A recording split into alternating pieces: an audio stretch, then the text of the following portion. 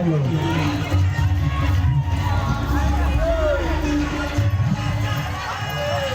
चलो चलो हेलो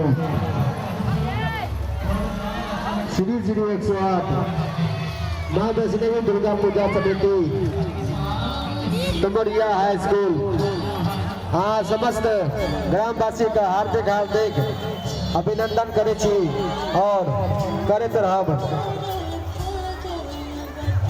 माँ वैष्णवी का मंदिर निर्माण में धन राशि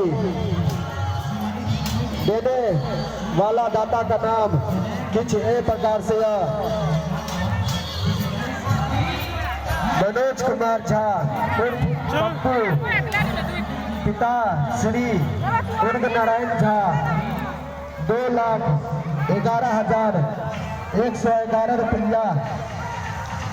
माया देवी पति स्वर्गीय राम सुंदर यादव 51,000 रुपया।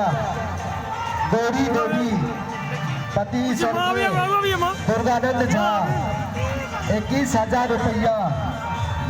अभिषेक ठाकुर अपना ज्वेलर्स गौरीकांत ठाकुर 11,000 रुपया।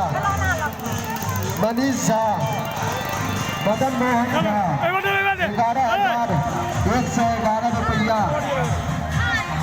लक्ष्मण प्रसाद पिता स्वर्गीय हरिदेव प्रसाद 51,000 रुपया।